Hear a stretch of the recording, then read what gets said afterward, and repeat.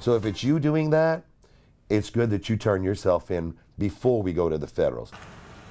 A stern message from Crowley Police Chief Jimmy Broussard after a fifth church was vandalized this morning. The Jerusalem Baptist Church on 7th Street in Crowley now has a broken window after a cinder block was thrown through it. This is a familiar case reported back in July at First Lutheran Church. About 2 weeks ago, bricks and broken glass were found at St. Teresa Catholic Church, First Church of Nazarene, and Morning Star Missionary Baptist, just days apart.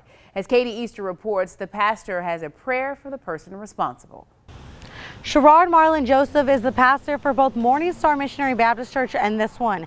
He says the phone call he got this morning brought him back to only a few days ago. The brick that was on the ground, and it brings back memory of what I seen on last Wednesday at the other church that I pastor. It was the same MO, hits dead in the middle, and the brick was left. Joseph says the window was quickly replaced at Morning Star, but he wants to wait this one out. This one I told the deacons, I said, let's just wait a couple of days just for the public to actually see. I'm hoping that if anyone have any information, that they would come out.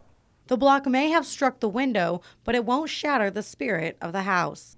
We're not going to give room to the devil to see that he is stopping our worship and our praise. And my prayer is for them to also go down in prayer and asking God to forgive them for what they are doing to his houses. No items were reported missing or stolen from the church, and there were no signs of injury. But anyone with information is to contact the Crowley Police immediately. In Crowley, Katie Easter, KTC. TV3. And an added note, this case is being handed over to federal officials. The suspect could possibly face a hate crime charge. Happening in just about an hour, the town council in Washington will meet and is expected to discuss the current budget crisis. However, it's not on the agenda. Last week, the town once again failed to pass a budget for the 2020 fiscal year and is currently operating on 50% of last year's budget. If funding and cuts are not agreed upon soon, the state will take over. The Iberia Parish Council will continue its hearings to review the proposed 2020 budget. On tonight's agenda, fire, sewage, and airport funds. The council will finish up budget hearings next Monday. Adoption is set for December 4th. Also happening now, the St. Martinville City Council discussing changes to its travel policy. Some members want all out-of-state travel to go before the council for approval. Staffing Public Works is also on the agenda, and in other business, Mayor Melinda Mitchell's request to install a monitor in her office to review security cameras in the police department and Public Works. In Lake Charles, the school is damaged after a driver ran into a building. Officers arrived at Oak Park Elementary School to find a car inside the school cafeteria. After dropping someone off, the driver says they thought the car was in reverse and hit the gas pedal. No one was in the building at the time. A man is dead after his 18-wheeler fell off the Basin Bridge this morning near Whiskey Bay. State police tell us the driver, who's from Mississippi, hit a concrete rail and then fell off the bridge. According to troopers, he was not wearing a seatbelt and died at the scene. Investigators say he may have fallen asleep. We're just going to do the best we can. Thank God and hope that nothing bad happened again.